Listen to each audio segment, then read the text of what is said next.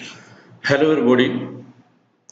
मैं Balji Dhaka pinnacle coaching centre से आप सभी का स्वागत करता हूं और आज हम डिस्कस करते हैं, इनफैक्ट अनाउंस करते हैं जो एसएससी सीएचएसएल से रिलेटेड अभी हाल ही में नोटिफिकेशन आया है। उस नोटिफिकेशन के बारे में पहले हम इस पे डिस्कस करेंगे और उसके बाद पिनेकल इसमें कैसे आप लोगों को तैयारी करवा सकता है या आप इसका पार्ट बन सकते हैं, उसके बारे में जानकारी लेंगे। तो आइए देखते हैं कि नोटिफिकेशन जो आया है उसमें एसएससी ने क्या बोला है। सबसे पहले तो हमें एसएससी को मुबारकबाद देनी चाहिए, कांग्रेचुलेशन बोलना चाहिए, क्योंकि पिछले 6 महीने में जब से नए चेयरमैन आए हैं खुराना साहब, उसके बाद से काफी ज्यादा स्ट्रक्चरल चेंजेस आए हैं। Structural changes in the sense कि जो एग्जाम में पैटर्न था वो बिल्कुल चेंज हुआ है। किस सेंस में चेंज हुआ? एक ऑनलाइन एग्जाम होगा और दूसरा कि टायर 1, टायर 2 और टायर 3 ये भी, और अगर मैं बात करूं एसएससी सीजीएल में टायर 4, कुछ नए टायर एडिशन होने की वजह से जो धांधली चल रही थी, जो माल प्रैक्टिसेस चल रही थी, उस पे काफी हद तक लगाम लगेगा और लगा भी है। और एसएससी एक प्रोफेशनल बॉडी बनी है और रिजल्ट डिक्लेयर करने में काफी ज्यादा तेजी दिखा रही है। हम चलते हैं सबसे पहले इस नोटिफिकेशन में क्या क्या होगा। जो अभी नोटिफिकेशन आया सीएचएसएल, ये एग्जाम 2016 से रिलेटेड इसका बोला जाएगा। एसएससी सीएचएसएल 2016, हालांकि ये एग्जाम होगा 2017 में, 2017 में होगा। तो आप एग्जाम पॉइंट ऑफ से ये सोच सकते हैं 2017, लेकिन इसका नाम है वो सीएचएसएल 2016 है।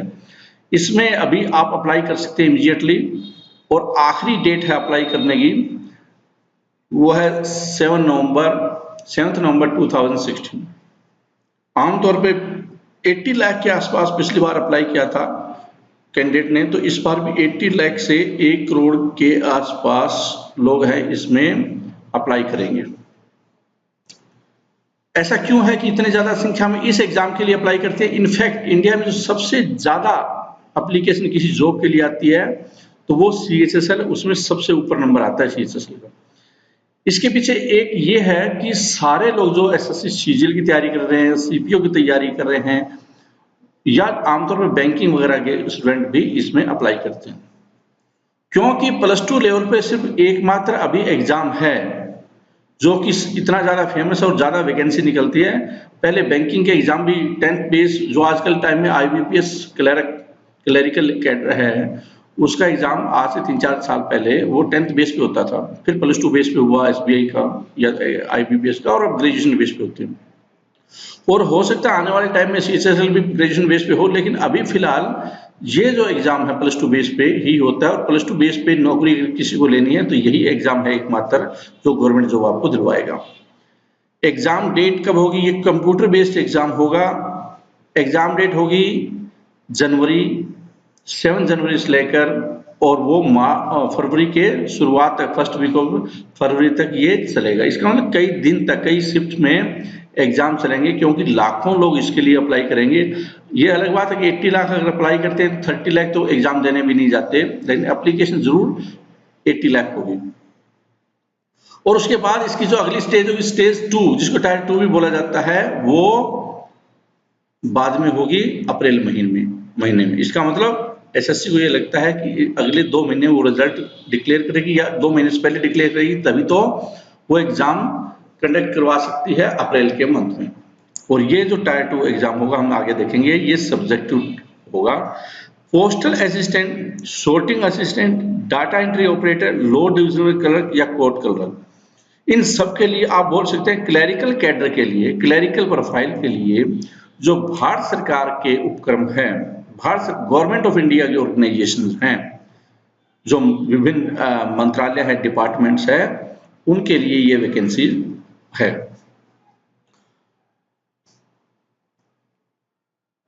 जो टेंटेटिव वैकेंसी है, क्वेश्चन आता है कि इसके लिए कितनी वैकेंसी होगी। अगर टेंटेटिव वैकेंसी की बात करूं मैं तो 3000 लगभग 5000 से ज्यादा वैकेंसी है, 5000 प्लस वैकेंसी है, 5000 प्लस वैकेंसी होगी, जिसमें कि ज्यादातर जो वैकेंसी है वो पोस्टल असिस्टेंट से रिलेटेड होगी। उसके बाद एलडीसी से रिलेटेड, डीओ से रिलेटेड और कोर्ट क्लर्क से रिलेटेड 26।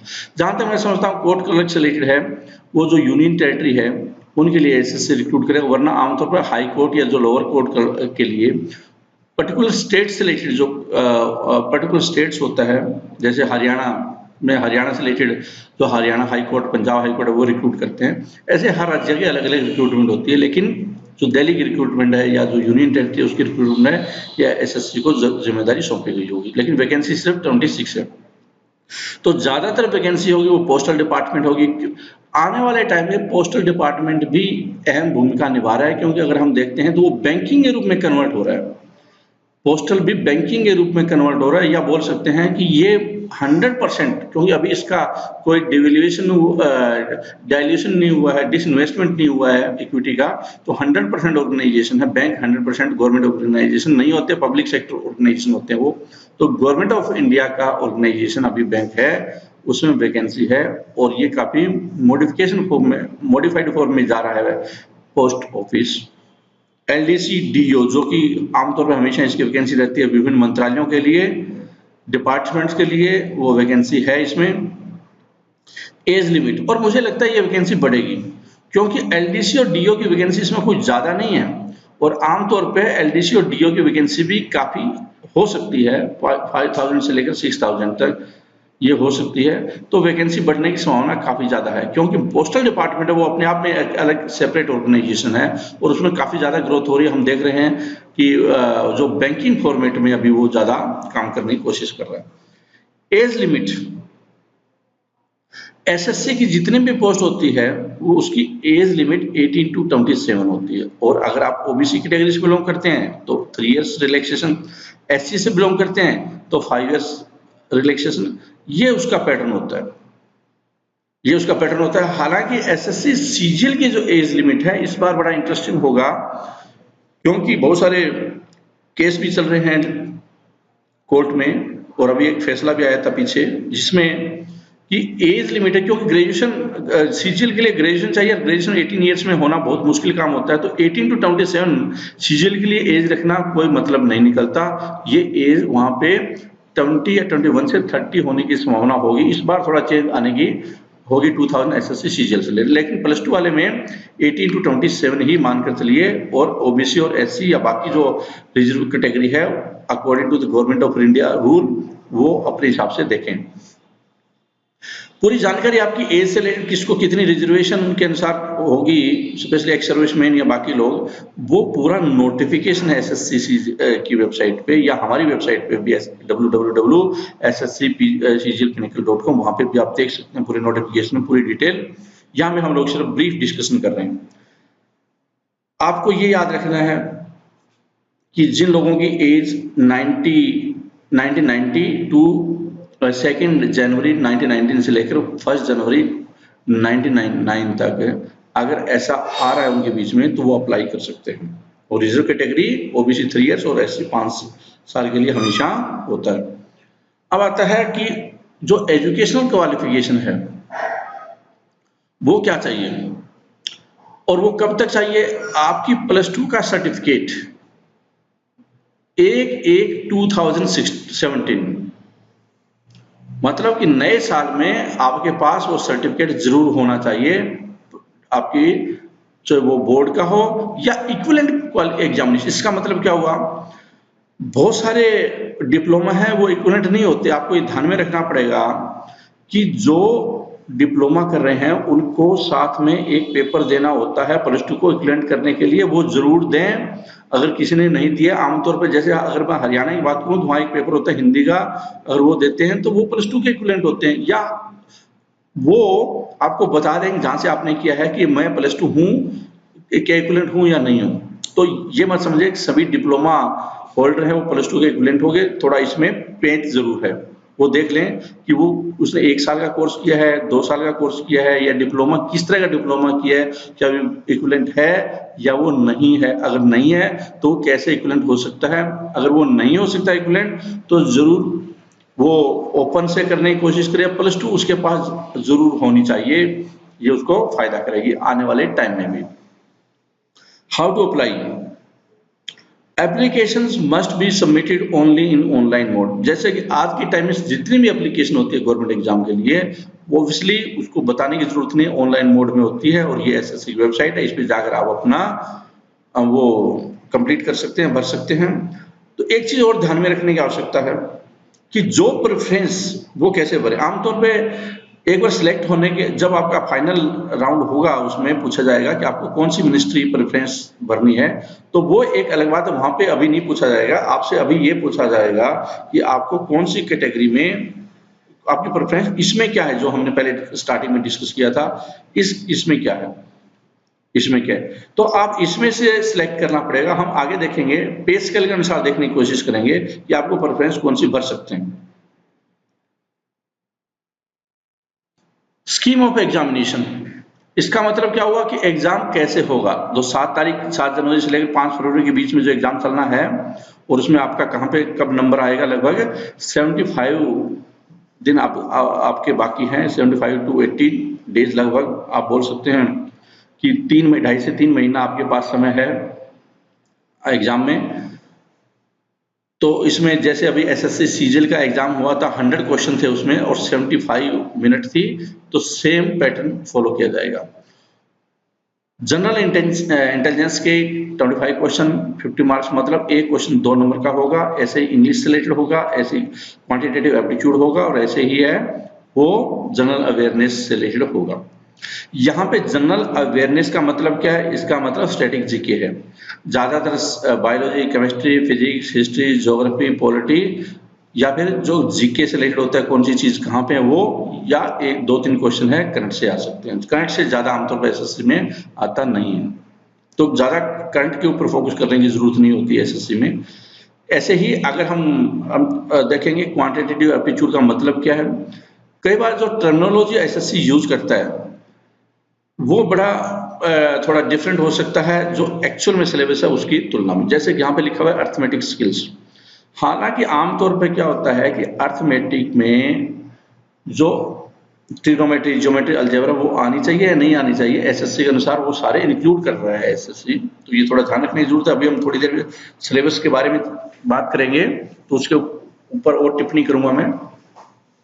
तो total equal contribution from each section और 200 मार्क्स, 200 मार्क्स का टेस्ट होगा, 100 क्वेश्चन होंगे, नेगेटिव मार्किंग होगी 0.5, मतलब एक क्वेश्चन अगर आपका गलत होता है तो 0.5 नेगेटिव मार्किंग होगी, और अगर ठीक होता है तो आपको 2 नंबर मिलेंगे।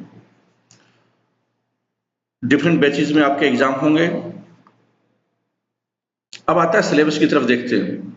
25 क्वेश्चन आएंगे, उसमें से 12 क्वेश्चन के आसपास जो आते हैं वो 3 चैप्टर से आ जाते हैं, क्लासिफिकेशन, नंबर सीरीज और एनालॉजी। ये 3 चैप्टर है वो आमतौर पे सबसे ज्यादा कंट्रीब्यूट करते हैं। उसके अलावा कुछ क्वेश्चन मिसिंग नंबर, फिर जो फिगर से रिलेटेड होंगे 3-4 क्वेश्चन वहां से आ सकते हैं। अगर आप इस सिलेबस को देखने की ज्यादा कोशिश करेंगे तो इसमें बहुत सारी भ्रांति नजर आएगी आपको। बेटर यही है कि आप जो पिछले साल के प्रीवियस ईयर क्वेश्चन पेपर है उन्हीं को देखें, वो आपको एग्जैक्ट जानकारी देने की कोशिश करें। वेन डायग्राम के 2-3 क्वेश्चन आ सकते हैं।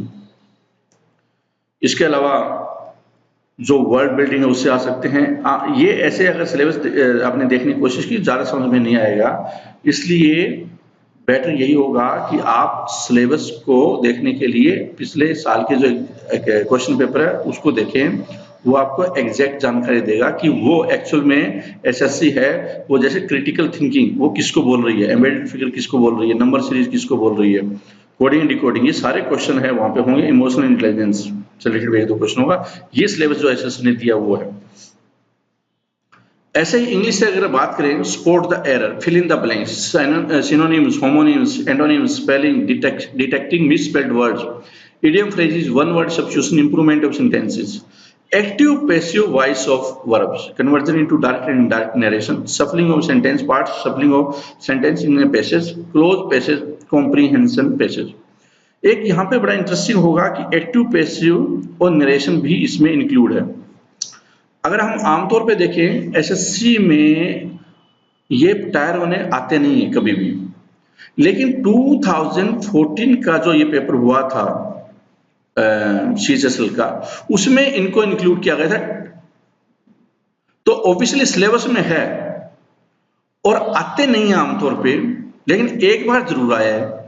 तो क्या इसको करना चाहिए, नहीं करना चाहिए? ऑब्वियसली करना चाहिए। और पिनेकल हमेशा टायर 1 में ही जरूर करवाता है एक्टिव पैसिव और नरेशन, ताकि बाकी जो ग्रामर है उस पर कमांड बने, specially spot the error, sentence improvement या बाकी जो है उनका कहीं कहीं डायरेक्ट इनडायरेक्टली लिंक जरूर है।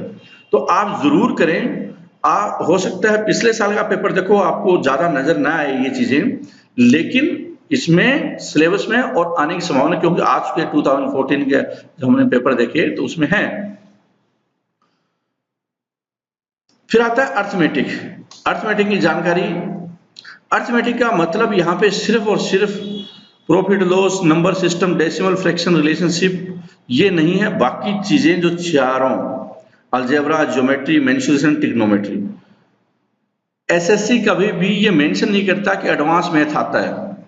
ये जो एडवांस मैथ वाला जो कॉन्सेप्ट है कोचिंग सेंटरों की टर्मिनोलॉजी है, एसएससी की टर्मिनोलॉजी नहीं है।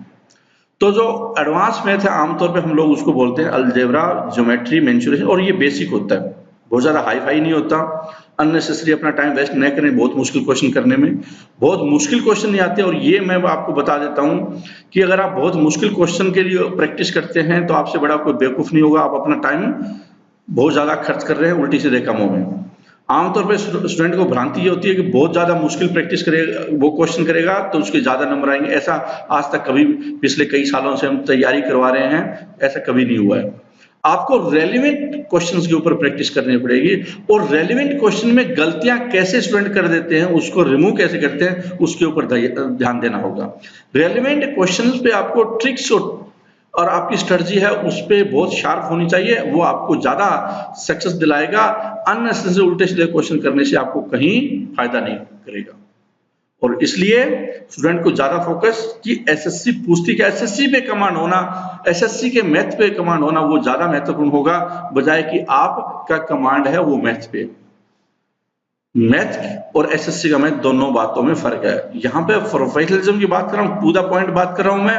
अननेसेसरी दुनिया भर की चीजें सीखने का कोई फायदा नहीं है अगर आप यही एग्जाम दे रहे हैं। तो ये आप कम समय में कर सकते हैं अगर आप रेलिवेंट करने की कोशिश करते हैं और उसी पे फोकस करते हैं, तो रिजल्ट ज्यादा आएगा और आपकी एनर्जी भी कम लगेगी। आप अपना टाइम बाकी जगह पे लगा सकते हैं।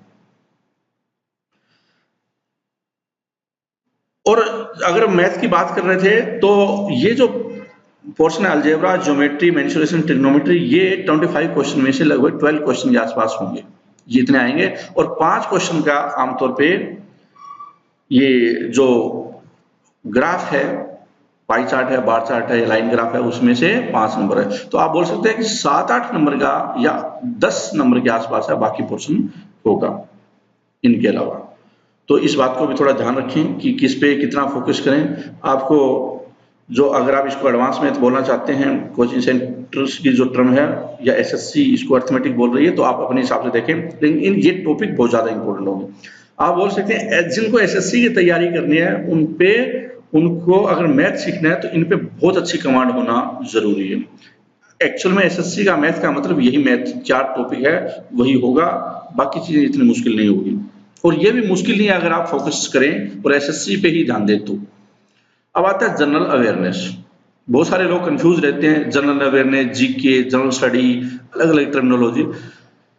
एग्जाम में जो बोर्ड या कमीशन जिस टर्मिनोलॉजी को यहाँ पे रखता है और पिछले साल के जो क्वेश्चन आते हैं उसको आपको लिंक देखना चाहिए कि इसका मतलब क्या है, न कि आप डिक्शनरी का ज्यादा फॉलो करना स्टार्ट करें।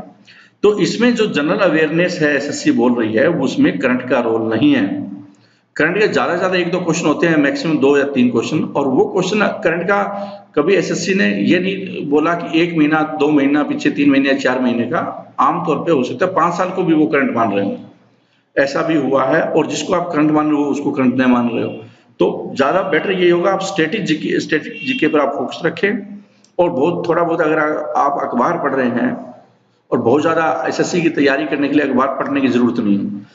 कई लोग हैं रिकमेंड करते हैं द हिंदू, मैं ये बोल रहा हूं कि अगर आपको एसएससी की तैयारी करनी है, हिंदू के ऊपर ज्यादा फोकस न करें। अगर आप आईएएस की तैयारी कर रहे हैं या बैंक की तैयारी करें तो आपको हिंदू हेल्प कर सकता है, एसएससी के लिए कोई ज्यादा फायदेमंद नहीं होगा। एसएससी का पैटर्न बहुत ही फिक्स है, और उसको पैटर्न को ही आपको फॉलो करना है, उसी के ऊपर ही आपको ध्यान देना होगा। तो अगर मैं बात करूं जनरल अवेयरनेस की, हिस्ट्री से related, history, geography, polity, Indian polity,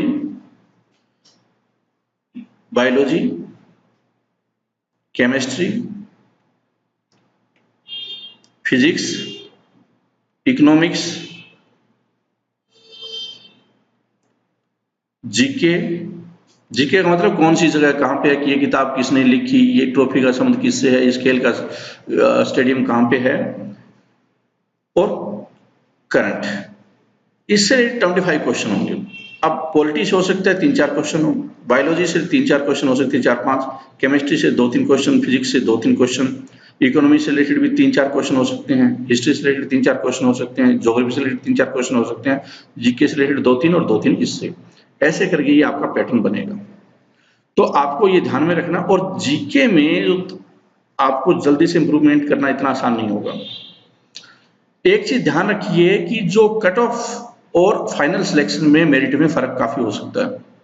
आपको 140 प्लस स्कोर करना है, प्रोवाइडेड कि जो पेपर एसएससी सीजीएल टायर 1 का 2016 में आएगा, वैसे पेपर आया था, वैसे पेपर आने की संभावना है। और उसमें अगर आप 140 के आसपास स्कोर करते हैं तो इसका मतलब जॉब की तरफ आप बढ़ रहे हैं। अगर मैं कट ऑफ की बात करूं 200 में से इतने स्कोर है आपको करना पड़ेगा। हो सकता है जो कट ऑफ का मामला है जहां तक आए 120 या इसके आसपास हो, क्योंकि अगला पेपर टायर 2 का भी है, और एसएससी को कुछ बंदे बाहर निकालने हैं टायर 2 और टायर 1 के दौरान और टायर 3 के दौरान। तो ऑब्वियसली 110-120 के आसपास जो कट ऑफ होगा, आमतौर पे जो सीएचएसएल है उसका कट ऑफ ज्यादा जाता है, और जो एसएससी सीजीएल है उसका कट ऑफ है कम होता है। इसके पीछे ये है कि उसमें ज्यादा स्टेप होते हैं एसएससी सीजीएल में, और इसमें स्टेप नहीं होते ज्यादा, नंबर 1। नंबर 2 कि एसएससी सीजीएल में ज्यादा लोग अप्लाई करते हैं सीजीएल की तुलना में, क्योंकि ये +2 बेस पर हर तरह के लोग अप्लाई करते हैं। पीएचडी भी अप्लाई करते हैं, एमएससी भी अप्लाई करेंगे, एमटेक भी अप्लाई करेंगे, बीटेक अप्लाई करेंगे, बीए करेंगे, बीएससी करेंगे, बीबीए करेंगे, बीसीए करेंगे, कोर्सपोंडेंस वाले करेंगे, फुल टाइम वाले करेंगे, रेगुलर करेंगे, जिनकी जॉब लगी है वो भी करेंगे, जिनकी जॉब प्राइवेट सेक्टर में काम कर रहे हैं वो भी करेंगे। हर तरह के लोग इसमें अप्लाई करने की कोशिश करते हैं। तो इसकी कट ऑफ मैं आपको बता रहा हूं कि हो सकता है 110-120 की रेंज में आपको नजर आए, लेकिन 140 जो अल्टीमेट जॉब आपको दिलाएगा 2-3 राउंड क्रॉस करने के बाद में, जिसमें राउंड 3 भी होगा टाइपिंग और स्किल टेस्ट से रिलेटेड, उसके बाद 140 प्लस आपको ध्यान में रखना चाहिए कितना स्कोर आपका आए।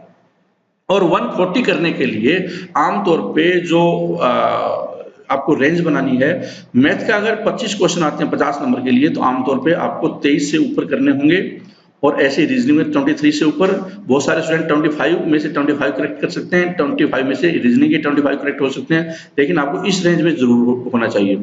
फिर इंग्लिश में आपको 20 प्लस आपके करेक्ट होने चाहिए, 18 प्लस हमेशा होने चाहिए, और 10-12 क्वेश्चन आपके अगर इसमें करेक्ट होते हैं तो आपको उस स्कोर तक ले जाएगा, ये उस स्कोर तक ले जाएगा।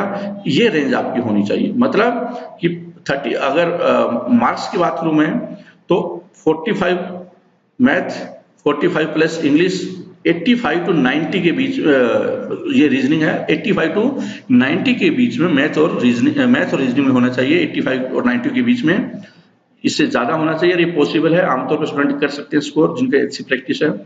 और 30 प्लस टोटल में से आपके इसमें होने चाहिए, और 20 प्लस आप स्कोर कर सकते हैं जीके में। जीके में बहुत ज्यादा जल्दी स्कोर करना इतना आसान नहीं होगा। तो स्टूडेंट्स की प्रायोरिटी ये होनी चाहिए कि जो पहले 3 सब्जेक्ट हैं उन पे बहुत अच्छी कमांड होनी चाहिए, कई स्टूडेंट ये गलती करते हैं, वो जीके पढ़ना स्टार्ट कर देते हैं अंधाधुंध, और मैथ और रीजनिंग है वो ज्यादा स्कोरिंग होती है, पूरे नंबर आ सकते हैं, उनकी तरफ बाद में ध्यान देते हैं, देते नहीं है, तो वो एग्जाम से पहले आउट हो चुके हैं। तो बेटर यही है कि आप मैथ कंप्लीट करें पहले, आप साथ साथ सारी चीजें कर सकते हैं तैयारी, लेकिन उनमें पूरा स्कोर करना बहुत ज्यादा जरूरी है। फिर आता है, ये तो था टायर 1 का डिस्कस किया था हमने, और टायर 2 से लेकर हम बात करें तो वो है डिस्क्रिप्टिव पेपर। आपका नॉलेज टेस्ट हो चुका है, आपका ज्ञान है उसकी टेस्टिंग हो चुकी है, अब आपके ज्ञान की टेस्टिंग नहीं है, नॉलेज की टेस्टिंग नहीं है टायर 2 में, अब आपकी टेस्ट होगी स्किल टेस्ट। और ऐसा क्यों लिया जा रहा है? एक कि मेल प्रैक्टिस को रोकने के लिए एग्जाम सिस्टम से, दूसरा जो सबसे महत्वपूर्ण है कि राइटिंग स्किल्स होना बहुत जरूरी है। जो क्लरिकल कैडर है उनको बहुत सारे नोट्स बनाने होते हैं, नोटिंग बनानी होती है, ईमेल डालनी भी होती है आजकल, अगर उनको ईमेल डालनी नहीं आ रही है, लेटर लिखना नहीं आ रहा है, कोई पैराग्राफ लिखना नहीं आ रहा है, तो काफी एम्बेरसमेंट हो सकती है, जो उनका सीनियर है उनकी हो सकती है, डिपार्टमेंट की हो सकती है। हम देखते हैं कई बार कि बहुत सारी स्पेलिंग मिस्टेक होती है, वो अगर करते हैं बार बार तो दिक्कत आ सकती है। तो एक राइटिंग की स्किल्स होना बहुत ज्यादा जरूरी है आज के टाइम में, ऑफिसर के लिए या क्लरिकल के लिए, हर तरह के लोगों के लिए। तो इसलिए एसएससी ने इंट्रोड्यूस किया राइटिंग स्किल्स। ध्यान रखिए ये नॉलेज का टेस्ट नहीं है, ज्यादा आपकी राइटिंग का स्किल्स है। किसी को बहुत अच्छा नॉलेज है, कोई जरूरी नहीं उसकी राइटिंग बहुत अच्छी हो। राइटिंग का मतलब लिखावट, सुंदर लिखाई नहीं कि वो लिख सकता है नहीं लिख सकता कि इस टॉपिक पे, वो सोचना है उस दिशा में सोच सकता है नहीं सोच सकता। और ये कोई जरूरी नहीं है कि किसी ने एवरेज है कोई, लेकिन वो बहुत अच्छी राइटिंग आर्ट है उसके पास में, ऐसा हो सकता है। तो ये इंप्रूव करना भी बहुत ज्यादा जरूरी है। आपको नॉलेज बढ़ाकर बहुत ज्यादा इंप्रूवमेंट नहीं होगा, इसके लिए आपको अलग से प्रैक्टिस करनी पड़ेगी और आपको स्किल सीखनी पड़ेगी इससे लेकर। तो डिस्क्रिप्टिव जो पेपर होगा वो 100 मार्क्स का होगा, और ये आपको पेन और पेपर मोड में होगा। इस पेपर का ड्यूरेशन 1 घंटे का ये पेपर होगा, 1 आवर ड्यूरेशन होगा, जिससे कि कैंडिडेट की राइटिंग स्किल्स को टेस्ट किया जाएगा। पेपर है वो, उसमें ऐसे राइटिंग आ सकता है 200 से 250 वर्ड्स में, फिर लेटर एप्लीकेशन राइटिंग आएगा 150 से 200 वर्ड्स में, जैसे आपने स्कूल में जो चीज करते थे यहाँ दोबारा करनी है वो। और मिनिमम क्वालिफाइंग मार्क्स होगा वो लगभग वो उसमें होगा 33%। इसका मतलब कि अगर किसी की गंदी राइटिंग है और उसने टायर 1 में बहुत अच्छा स्कोर किया है तो वो ऑब्वियसली आउट होगा, क्योंकि मिनिमम परसेंटेज है वो क्रॉस नहीं है उसकी। तो मिनिमम परसेंटेज स्कोर करना बहुत जरूरी है। Performance in tyre 2 would be included for preparing the merit. ध्यान रखिए टायर 2 है, अगर आप उसमें 70 प्लस स्कोर करते हैं जो कि पॉसिबल है, और टायर 1 में 140 प्लस करते हैं स्कोर, जैसे मैंने बताया था 140 प्लस चाहिए था उसमें, तो इसमें 70 प्लस के आसपास आपको स्कोर करना पड़ेगा, तो आपका 210 स्कोर होगा। इस रेंज में आपको जॉब मिलने की संभावना पड़ेगी। फिर अगर आप 70 से नीचे आते हैं तो इसका मतलब इसमें ऊपर आने चाहिए आपके, और लेकिन अगर आप इसमें 33 से नीचे आ गए तो इसमें आपके 190 है तो भी आपके 0 हैं। बेटर ये है कि दोनों को बैलेंस रखें, लेकिन ये बाद की बात है, पहले आपको इस पर बहुत अच्छी कमांड करनी पड़ेगी। इसके लिए आपको नेचुरल स्किल्स भी आपकी अगर है तो बहुत ज्यादा रोल अदा करेगी। इसके अलावा हम एक स्पेशल कोर्स इंट्रोड्यूस कर रहे हैं कि राइटिंग स्किल्स इंप्रूवमेंट करने के लिए, उसमें वीडियो लेक्चर्स भी होंगे, वो आप उसमें जरूर देख सकते हैं। फिर है, और ये पेपर आप हिंदी में भी दे सकते हैं, इंग्लिश में भी दे सकते हैं, क्योंकि राइटिंग स्किल्स होगी वो हिंदी में भी हो सकती है, इंग्लिश में भी हो सकती है। तो एक चीज और है, जिसकी हिंदी में अच्छी होती है उसकी इंग्लिश में भी अच्छी होती है, इंग्लिश में अच्छी होती है हिंदी में भी अच्छी होती है। आपको जो ये खिचड़ी बनती है इसमें जब आप हिंदी राइट करें तो ये ध्यान में रखना होगा कि जो इंग्लिश की टर्मिनोलॉजी है बीच में वो आप इतने ज्यादा ऐड नहीं कर सकते, मतलब कि आप इंग्लिश नहीं कर सकते।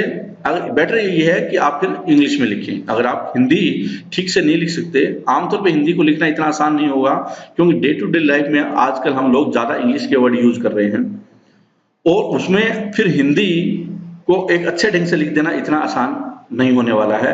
अगर आप बेटर इंग्लिश में हैं या रीजनेबली ठीक है इंग्लिश में, तो इंग्लिश को ही ऑप्ट करने की कोशिश करें शुरू से।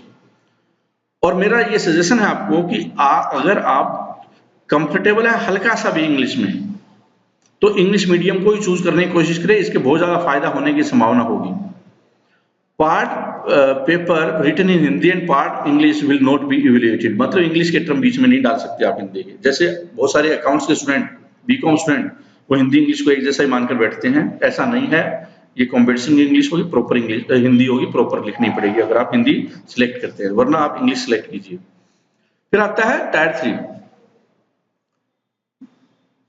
इसमें होगा स्किल टेस्ट, कंप्यूटर टेस्ट। ये स्किल टेस्ट, कंप्यूटर टेस्ट, यहाँ पे जो डीओ के लिए होगा वो स्किल टेस्ट हो रहा है। स्किल टेस्ट में आपसे जैसे एक्सेल है या पावर पॉइंट है, उससे रिलेटेड कुछ चीजें पूछी जा सकती है। और टाइपिंग टेस्ट जो कि एलडीसी के लिए होगा।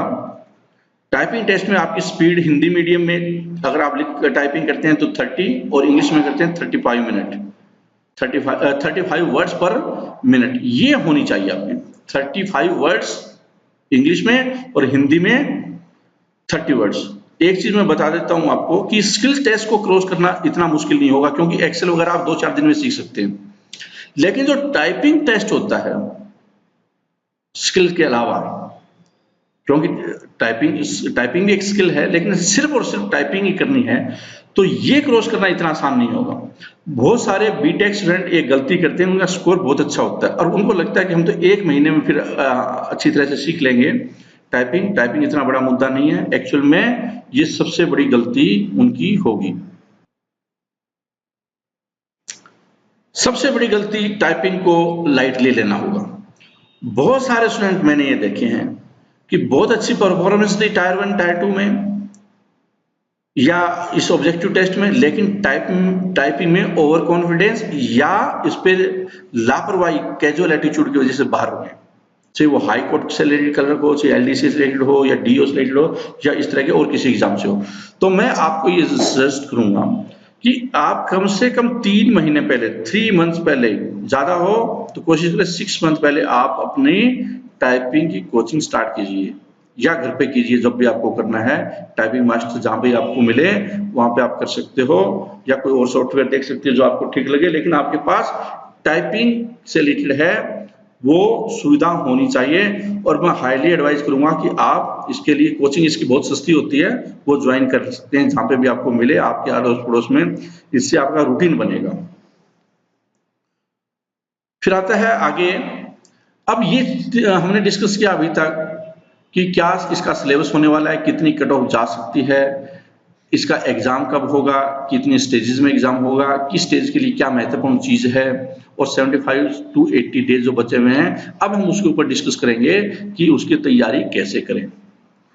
और being as a coaching centre, Pinnacle एक कोचिंग सेंटर है, प्रोफेशनल कोचिंग सेंटर है, कॉमर्शियल कोचिंग सेंटर है, ये फ्री का चैनल नहीं है। आपके लिए बहुत ही क्लियर मैं जानकारी दे रहा हूं, क्योंकि बहुत सारे स्टूडेंट आमतौर पे देखते हैं यूट्यूब में बहुत सारे फ्री आपको नजर आएगा, लेकिन पिनेकल फ्री नहीं है।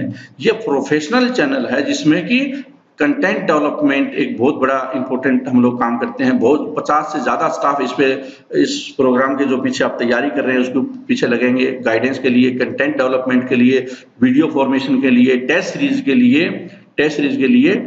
और ये एक्सपर्ट है, इसका हम लोग इस पे एक्सपर्ट है, काफी सालों से तैयारी करवा रहे हैं। तो ये वो लोग नहीं है जो कि खुद भी तैयारी कर रहे हैं और आपको भी तैयारी करवा रहे हैं, खुद भी टेस्ट दे रहे हैं आपको भी तैयारी करवा रहे हैं, या फिर अनएम्प्लॉयड है जिसने कोई अपना चैनल खोल दिया। ऐसा नहीं है। आप इसमें डिफरेंस क्रिएट करने की कोशिश कर सकते हैं। अगर आपको लगता है वैल्यू एडिशन होगा इसमें, या आप हमारा प्रोग्राम ज्वाइन करते हैं, आपको वैल्यू एडिशन 100% होगा, इसमें कोई दो राय नहीं है। तो हमने एक इसके लिए लॉन्च किया है जॉब एश्योर प्रोग्राम, और जॉब एश्योर प्रोग्राम है वो CHSL के लिए। आमतौर पर हमारे जो एक ब्रांड है, हम लोग इससे रिलेटेड प्रोग्राम लॉन्च करते हैं जॉब एश्योर। इसका मतलब क्या है?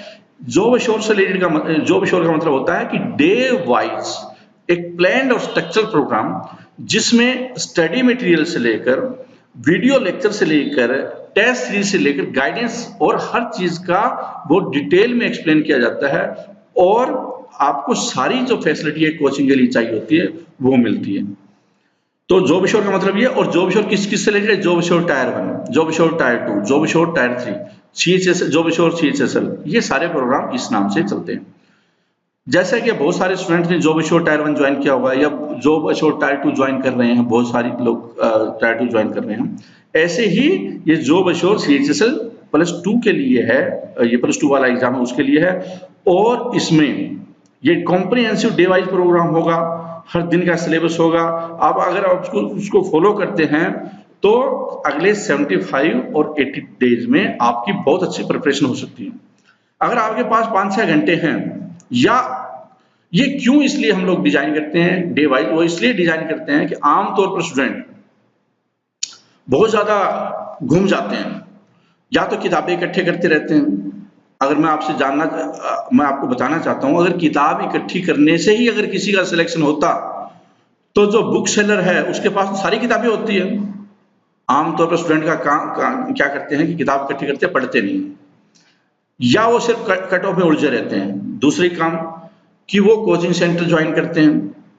अगर आप एक एसएससी से रिलेटेड कोचिंग सेंटर अगर एसएससी की तैयारी करने के लिए ज्वाइन करते हैं तो बहुत अच्छी बात होगी।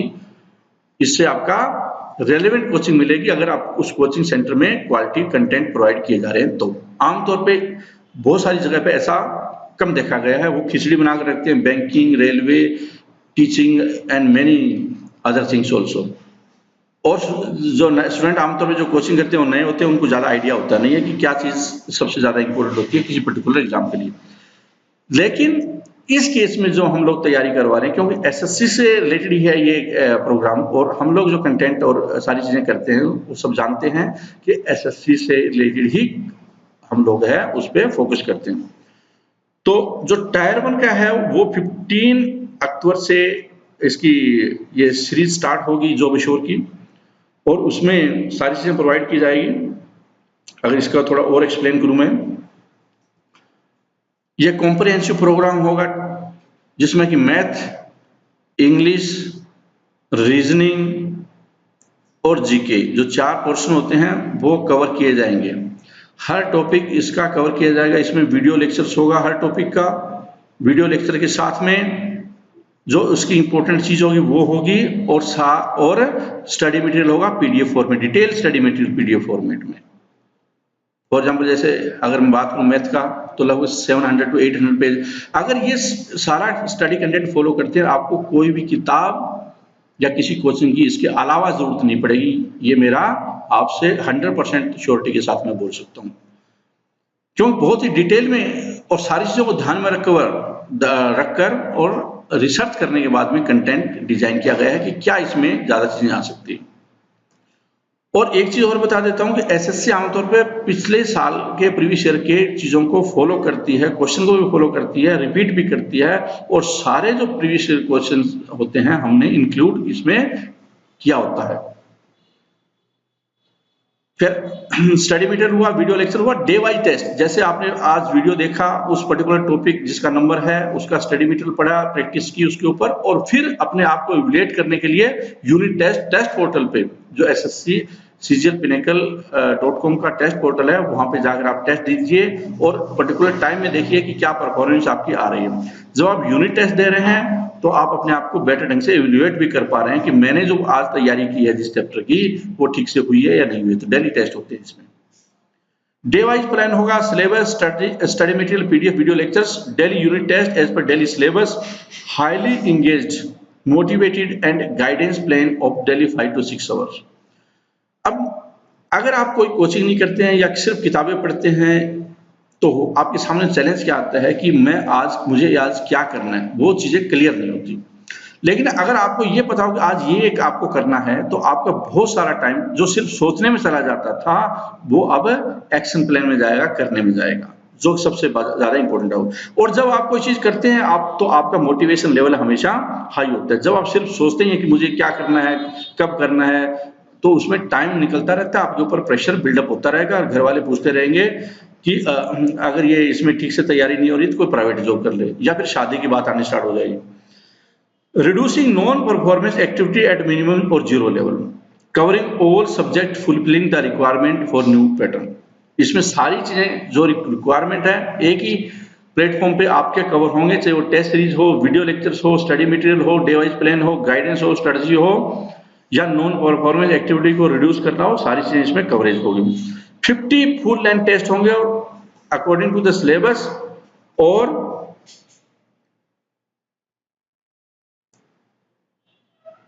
इस दौरान इन टेस्ट जो फुल एंड टेस्ट होंगे इनके वीडियो एक्सप्लेनेशन होगी। ये एक अपने आप में बहुत बड़ी एक्टिविटी है, वीडियो एक्सप्लेनेशन।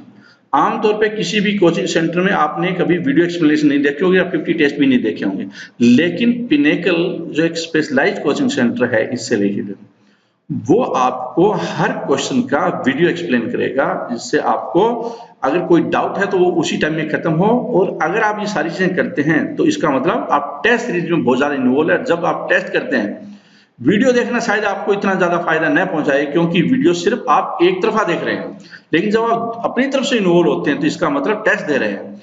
जब आप टेस्ट दे रहे हैं, अपने आप को इवैल्यूएट कर रहे हैं, मैदान में आ रहे हैं, खेल रहे हैं। सिर्फ टीवी देखकर कोई क्रिकेट चैंपियन नहीं बन सकता, सचिन तेंदुलकर नहीं बन सकता। सचिन तेंदुलकर बनना है तो मैदान में आकर बैटिंग करनी पड़ेगी, बॉलिंग करनी पड़ेगी, आपको मैदान में ही परफॉर्मेंस देनी पड़ेगी। सिमिलरली ये मैदान में परफॉर्मेंस देने वाली बात है, और मैदान में ही अगर आपकी गलत परफॉर्मेंस आ रही है तो वीडियो देखिए, इसको आप करेक्ट कीजिए। Master stroke for SSC CGL 2017, जो स्टूडेंट 2017 के लिए तैयारी कर रहे हैं एसएससी सीजीएल के लिए, उनके लिए एक रिहर्सल होगी ये। और मैं ये बोलना चाहूंगा कि इसमें सिलेक्शन एसएससी सीजीएल से इतना आसान नहीं होता। बेसिक्स ये +2 पे है, लेकिन बहुत सारे स्टूडेंट सीजीएल क्वालिफाई कर देते हैं, +2 वाला क्वालिफाई नहीं कर पाते। ये हकीकत है, हकीकत का सामना कीजिए। और जो लोग एसएससी सीजीएल 2017 की तैयारी करना चाहते हैं, 18 की तैयारी करना चाहते हैं, 19 की तैयारी करना चाहते हैं, वो 100% बहुत गंभीरता के साथ इस एग्जाम को दे, तैयारी करके दें, जिससे कि वो अपने आप को इवैल्यूएट कर पाए और अगर खामियां हैं तो दूर करें। और अगर आपकी नौकरी लगती है जरूर ज्वाइन करें, क्योंकि अगर आप ये ज्वाइन करते हैं तो अगले 2-3 साल में जो एसएससी सीजीएल वाले को पहुंचना था वहां पे आप प्रमोशन से भी पहुंच सकते हो। तो बेटर ये है कि आप कम उम्र में जो स्टूडेंट +2 बिल्कुल तैयार करके आए हैं और वो जिनकी एज 18 ईयर्स हो चुकी है, अगर वो इस एग्जाम को क्वालिफाई करते हैं तो मुझे लगता है जब तक वो ग्रेजुएशन करेंगे, कोर्सपोंडेंस कर सकते हैं ग्रेजुएशन, जब तक वो ग्रेजुएशन करेंगे तो वो सीजीएल वाले जो स्टूडेंट था ज्वाइन करेंगे उसके नजदीक पहुंच जाएंगे, उससे आगे भी निकल सकते हैं आने वाले टाइम में। क्योंकि जब आप एसएससी की सीजीएल की जॉब ज्वाइन करते हैं तो रिटायरमेंट कम उम्र में करते हैं, रिटायरमेंट और परफॉर्मेंस अच्छी होती है तो रिटायरमेंट आपकी ज्वाइंट सेक्रेटरी तक हो सकती है। ज्वाइंट सेक्रेटरी का मतलब हुआ कि आपका जो आईएएस कैंडिडेट होते हैं उनको भी काफी टाइम लगता है वहां तक पहुंचने में, उस रेंज तक भी आप पहुंच सकते हैं प्रमोशन के माध्यम से। Master stroke for SSC CGL 2017, तो मेरा ये सीधा मैसेज कि सारे लोग इसको एग्जाम को जरूर दें जो एसएससी सीजीएल 2017 के लिए इसमें अप्लाई करेंगे, वो जरूर इसमें सीएसएसएल में भी अप्लाई करें। गाइडेंस एंड स्ट्रेटजी इसका बहुत इंपॉर्टेंट पार्ट होगा जब आप लोग ये तैयारी करेंगे। अगर जो स्टूडेंट इसको ज्वाइन करना चाहते हैं तो हम जो भी पॉसिबल गाइडेंस होगा कि कैसे क्वालिफाई कर सकते हैं, क्या पहले करना चाहिए, क्या बाद में करें, किस अगर कम नंबर आ रहे हैं तो कैसे इंप्रूव कर सकता है, ये सारी चीजें हम लोग उसको बताने की कोशिश करेंगे सिस्टमेटिक स्ट्रक्चरल वे में।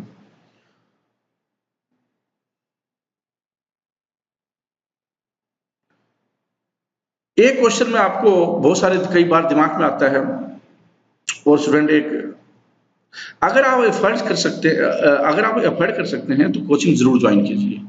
कई लोगों का ये मानना होता है कि मैं खुद ही तैयारी कर लूंगा, वो कर सकते हैं, खुद वो अपने बाल काट सकते हैं, कटिंग कर सकते हैं, खुद वो खाना बना सकते हैं, खुद वो कपड़े धो सकते हैं, खुद वो मेडिकल उपचार भी कर सकते हैं। डॉक्टर के पास क्यों जाते हैं? वो बाल कटवाने के लिए उसके सैलून में क्यों जाते हैं? खाना खाने के लिए ढाबे में क्यों जाते हैं, होटल में क्यों जाते हैं? इसका मकसद ये होता है कि जो चीज जिनको करनी है वो एक बेटर ढंग से कर सकते हैं। तो सिमिलरली जब कोचिंग वाले आपको एक्सपर्ट एडवाइस दे सकते हैं या एक्सपर्ट कोचिंग दे सकते हैं, क्वालिटी कंटेंट दे सकते हैं, अपने एक्सपीरियंस को शेयर कर सकते हैं आपके साथ में और गाइडेंस दे सकते हैं, तो जो चीजें वो कई सालों से कर रहे हैं अगर आपको कम टाइम में वो प्रोवाइड कर देते हैं तो आपका एक्सपीरियंस कर्व बहुत छोटा हो जाता है। इससे आपको काफी ज्यादा हेल्प कर सकते हैं। अगर आप खुद अपने दम पे करते हैं तो बहुत ज्यादा टाइम लग सकता है। जैसे कि मैंने बताया कि अगर आप खुद कटिंग करेंगे अपने बालों की, काट सकते हैं, लेकिन किस ढंग से कटेगी आप खुद जानते हैं। तो सिमिलरली कोचिंग का भी यही पैटर्न होगा। हाउ टू ज्वाइन, अगर आप इंटरेस्टेड हैं जॉब अश्योर CHSL +2 का ज्वाइन करने में तो आप इस वेबसाइट पे जाइए ssccglpinnacle.com जो हमारी वेबसाइट है, और वहां पे आपको ये चीज नजर आएगी ऐसे, इस पे आप क्लिक कीजिए, ये ज्वाइन कीजिए। या आप ये ज्वाइन कीजिए एसएससी सीजीएल 2016 एंड 17। जो स्टूडेंट इसको ज्वाइन करते हैं वो हमारा कोई भी प्रोडक्ट, चाहे वो CHSL +2 हो या जॉब एश्योर्ड टायर 2 हो या जॉब एश्योर्ड टायर 3 हो या कोई भी अगर हम लॉन्च करते हैं अगले 2 साल में, वो सब इसका हिस्सा बनते हैं। तो ये सबसे बड़ा प्रोग्राम होता है हमारा, ये फ्लैगशिप प्रोग्राम है। ये फ्लैगशिप प्रोग्राम है, मतलब कि इस प्रोग्राम के अंतर्गत ही हम लोग सभी प्रोडक्ट लॉन्च करते हैं। Job assured tyre 1, tyre 2, tyre 3 या CHSL वगैरह सारे इसके अंतर्गत आते हैं। तो ये ज्वाइन कीजिए तो सारी चीज ज्वाइन होगी। और CHSL ज्वाइन करते हैं 10+2 वाला, ये टायर 1 के लिए एप्लीकेबल है। टायर 1 टायर 2 के लिए अलग से जॉब एश्योर्ड CHSL आएगा। तो ऑब्वियसली जो ये फीस नजर आ रही है उसको वो टायर 1 से रिलेटेड होगी। और अगर ये ज्वाइन करते हैं, इसकी कॉस्ट 7000 है, यहाँ पे 7000 रुपीज, तो उसमें सारी चीज कवर है। ये काफी सस्ता प्रोग्राम आपको लगेगा अगर आप इसके पूरे बेनिफिट देखेंगे तो बहुत ही हाईली रिड्यूस्ड प्राइस इसका है। हम इसके पीछे ये स्टोरी होती है कि ये प्रोडक्ट इतना सस्ता क्यों हो सकता है, क्योंकि हमें एक आईडी में ही सारी चीजें प्रोवाइड कर सकते हैं। इसका मतलब कम रिसोर्सेज में हम लोग बेनिफिट दे सकते हैं, जबकि यहाँ पे बाकी प्रोडक्ट में अलग अलग जब लॉन्च करते हैं रिसोर्सेज ज्यादा लगते हैं। कोर्सेज एट पिनेकल, जैसे मैंने अभी थोड़ी देर पहले बताया आपको कि ये हमारा फ्लैगशिप प्रोग्राम है, इसके अंतर्गत ही सारे प्रोडक्ट आते हैं। या ये प्रोडक्ट आप इसको बोल सकते हैं, ये दोनों एक ही है, बस फर्क ये होगा ये हार्ड ड्राइव में होगा और ये आपको हार्ड ड्राइव नहीं मिलेगी। इसमें आपको ईमेल के जरिए, गूगल ड्राइव के जरिए बाकी कंटेंट हर रोज अपडेट होंगे, वो मिलेंगे। इसका मतलब कि इसके अंतर्गत इमीडिएटली 900 या 1000 के आसपास जो वीडियो लेक्चर ऑलरेडी हैं वो मिलेंगे दोनों में। और जो भी आगे बनेंगे 2 साल में, दोनों में ही वीडियो बनेंगे, मतलब कि लगभग 2000 वीडियो लेक्चर्स का स्टॉक आपके पास होगा।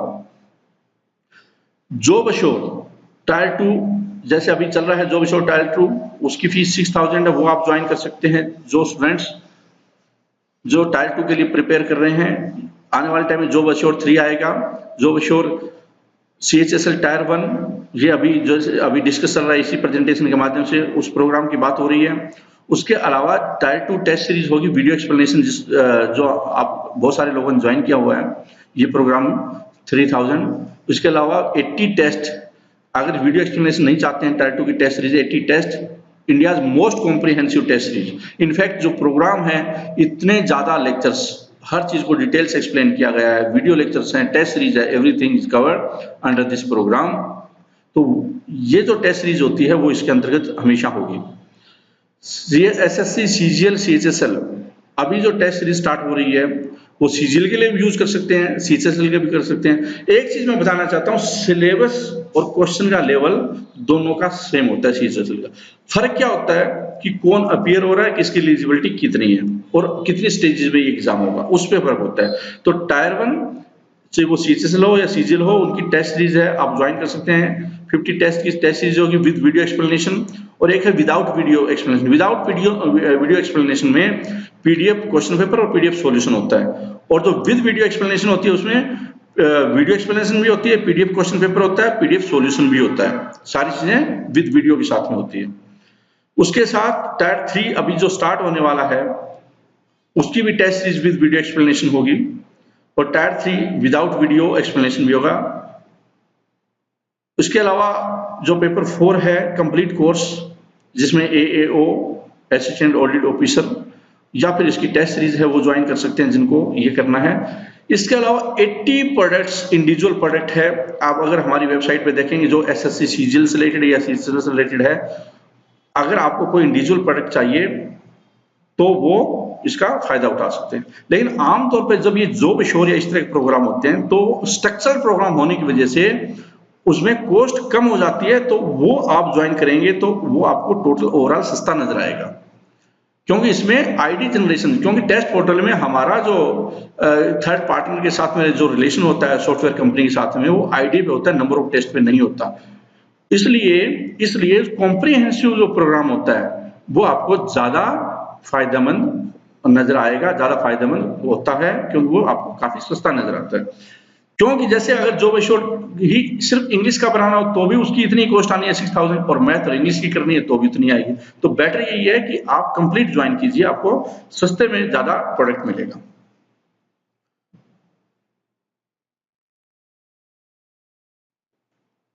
इसके साथ ही मैं आप लोगों के लिए बेस्ट विशेस बोलता हूं, जो लोग 2017 एसएससी सीएचएसएल, एक्चुअल में ऑफिशियली ये 2016 है, लेकिन ये तैयारी एग्जाम होगा 2017 में, और एसएससी सीजीएल है, इसका भी अब आभास हो चुका है, क्योंकि ये डायरेक्टली आपको जो इसकी तैयारी है वो सीजीएल की तैयारी की तरफ ले जा रही है।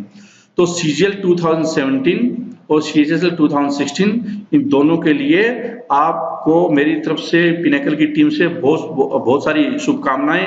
हम चाहते हैं कि आप अच्छी तरह से इसकी तैयारी करें, और नए साल में, अगले साल है, आपकी जॉब है वो 100% लगे। और आने वाले टाइम में मैं उम्मीद करता हूं कि आप इनकम टैक्स कमिश्नर के साथ, ये प्रेजेंटेशन मैं कर रहा हूं, मतलब कि मैं फ्यूचर इनकम टैक्स कमिश्नर को रिप्रेजेंट को ये प्रेजेंटेशन दे रहा हूं, ऐसी मैं उम्मीद करता हूं। मैं उनको उस नजर में आपको देखता हूं। Thank you very much for watching this presentation. All the best. जय हिंद।